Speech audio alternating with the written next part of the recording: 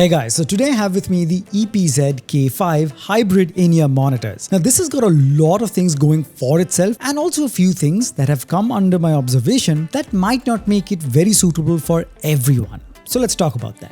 Starting off with the unboxing, as you can see it comes in a medium-sized packaging and looks quite classy and neat. Sliding off the outer cover and opening the magnetic lid, inside we get some paperwork, numerous silicone ear tips of various sizes. You get a high-quality oxygen-free copper cable that has 2-pin connectors on one end, and on the other end you have a 3-in-1 replaceable plug system where you can attach the supplied 4.4mm balanced, 2.5mm balanced, or the regular 3.5mm audio jack. You get a branded soft carrying pouch. You also get a high quality branded hard case carrying box, a headphone cleaning brush, and of course the EPZ K5 Hybrid IEM monitors themselves. Now as for the specs of the EPZ K5, so as I said, these are hybrid IEM monitors, so these pack a single 8mm dynamic driver coupled with 4 balanced armatures in each of the IEM monitors. And it's got an impedance of 30 ohms. So again, although these would be categorized as low impedance IEM monitors, as always I would suggest that you do invest in a portable DAC, nothing too expensive or fancy, just something that can power these and make them perform to their full potential so that what you get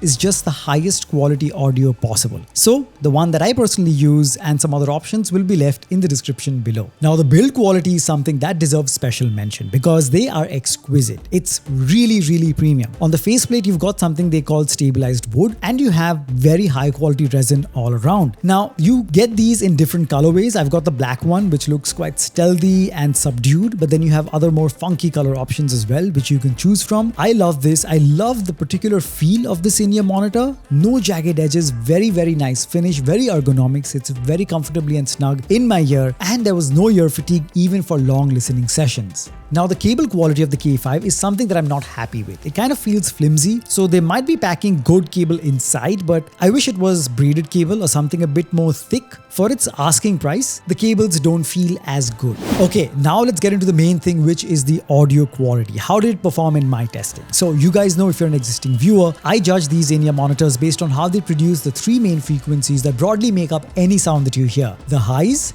the mids, and the lows. The highs are the treble response where the really sharp sounding instruments are, the mids where the vocals are, and the low end or the bass response. Okay, starting off with the highs or the treble response. So the high frequencies are produced without any apprehension. They are sharp, sparkly, and have good detailed retention. There is nice spacing between the instruments that fall into the higher frequency range, and there is no overlap or clutter. Now while the treble response is packed with a ton of sharpness and detail and has very good resolution, however, at max volume, it was a bit harsh and it wasn't the most pleasant for long listening sessions, and it's not something I would call rich. However, when I lowered the volume to around 70 to 75% at best, that is when it became much more pleasant. That harshness was cut out and everything was clearly audible. So I think that is the sweet spot for the treble response. Next up, we have the mid frequencies where the vocals are. Now the mids weren't a strong point of the EPZ K5 because the vocals, especially male vocals, sounded way too thin and sharp for me.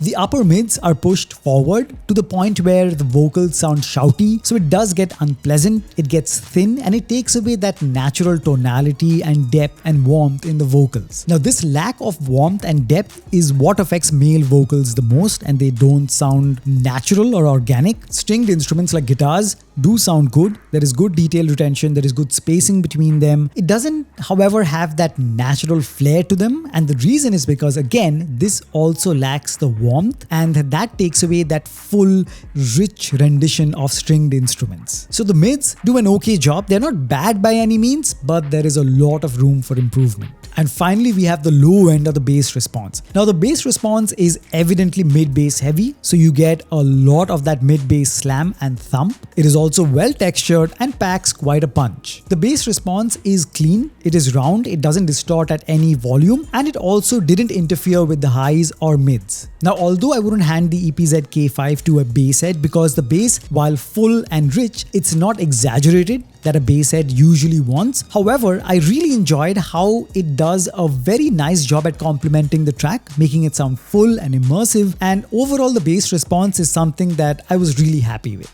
Now, as for the soundstage of the K5, it was sufficiently wide, giving you a nice rendition of the spacing between instruments and their locations, and this same aspect is what would also make these a good fit for gamers. In summary, the EPZ K5 is not a bad in-ear monitor by any means. It's got a lot going for it, like its exquisite build quality. However, when it comes to its main aspect, which is the audio quality, it's kind of a hit and miss. If you're listening to them at max volume, that is where the highs and the mids will not sound as rich as they could, and they might get a bit unpleasant. But if you keep the volume ceiling to 75%, that is the sweet spot where the highs, mids and lows do a very good job at giving you an overall very sort of balanced sound signature, and that works for it. And this in-ear monitor particularly is not something I would suggest to a beginner audiophile or someone who's just getting into in-ear monitors. This is for a seasoned listener who's heard a number of in-ear monitors before, who is used to what the perks and some of the drawbacks could be of a hybrid setup. This is something you can definitely check and keep in your arsenal. So there you have it, guys. That was my in-depth and unbiased review of the EPZ K5 Hybrid in-ear monitors. If you have any other questions regarding this, do hit me up in the comment section below. As always, I'll leave a link to this in the description and along with other in-ear monitors and products, and I would really appreciate if you use those links to make your purchase. They will never cost you anything extra, they never have, but you guys will be helping me run this channel and I can produce more such high quality and helpful content just for you guys. Thank you so much for stopping by. Make sure to smash the like button and subscribe to the channel, share this video with your friends, and as always, I'll catch you guys very soon in the next one. Cheers.